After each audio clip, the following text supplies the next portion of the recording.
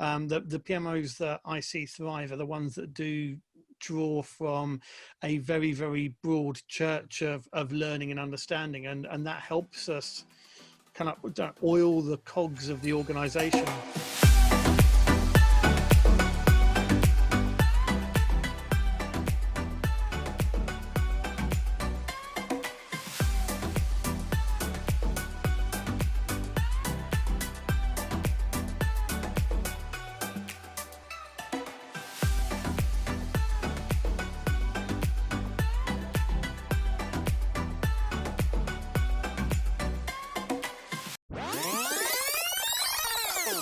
So these are my takeaways. It's interesting. There's a lot of overlap with yours here, Lindsay. So just sort of to go round and anti-clockwise, and I'll sort of walk you through this and my thinking on this. So that very first one there has been just the massive amount of resources we've had available, and we've drawn on. You can see sort of some of the ideas we had, sort of team topologies. Stuart Dixon talking about his book. There's been the consultancies that have come in, as say, like Fractal and P2 Consulting, who shared their ideas and insights as well. I think one of the sort of key learnings from that for me is kind of comes back to what I think one of the biggest strengths of the PMO is, and that's that it's a very generalist function. The PMOs that I see thrive are the ones that do draw from a very, very broad church of learning and understanding, and that helps us kind of oil the cogs of the organization, being just as comfortable talking with HR as with technology, as with marketing, as with operations. And I really think that idea of drawing from a wide church is one that really does do us proud as a community. So that was a big thing, just how broad we got that broad pool that we pulled insight from. The second one I had was around technology. So in the as you know, I did a talk about using robotic process automation in the PMO space, but also we've actually been using our Hotbot, which is our Hot PMO RPA bot. We've been using it in the background just to keep track of how many people are attending and to keep some of our stuff organized in the background. That's kind of me and Lindsay over there on the right hand side there, you see. Me, Lindsay, and the bot. So that's been really, really helpful for me. And it's not just about that, though. It's if anyone remembers Nicole doing a session earlier on, she did a session which I think blew people's minds about the capabilities of Teams and Office 365 and how we could use those to not just automate, but make things simpler for project teams and easier for our organizations to engage with data, share data, and communicate more effectively. So that was fantastic.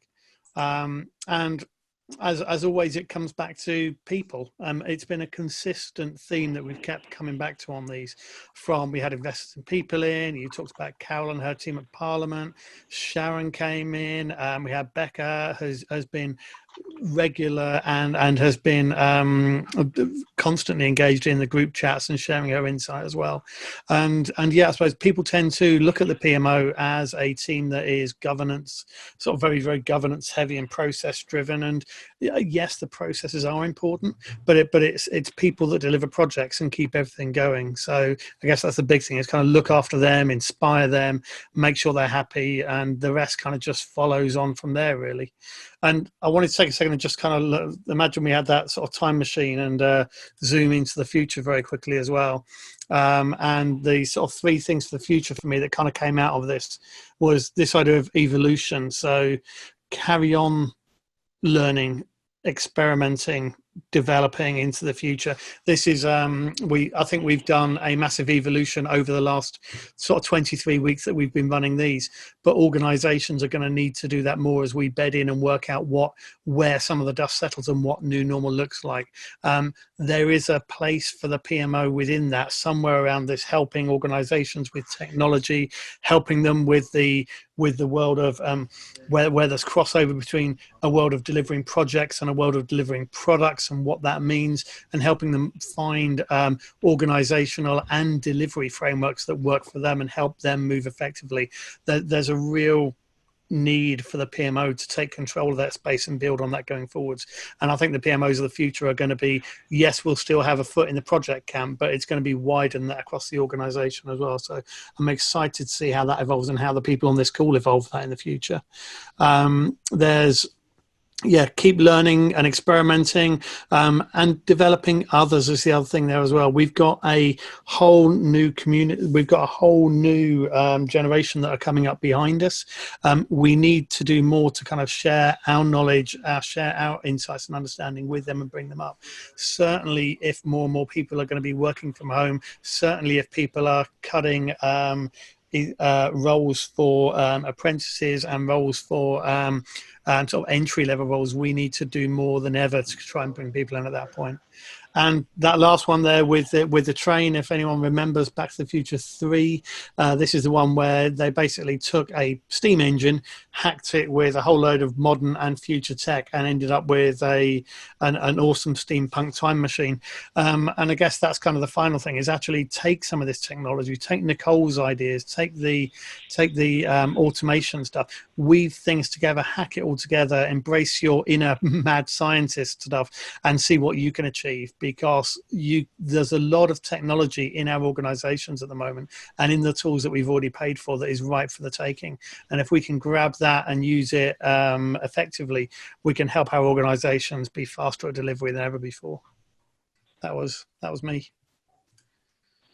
Brilliant. Thanks, John. That's a good reminder of all that kind of stuff. We're just saying in some of the chat, it's like other people have been using this time during lockdown to have a dabble around with some stuff. A few people, but I don't think it ever really materialised, this always great amount of time to learn a language, learn a new musical instrument.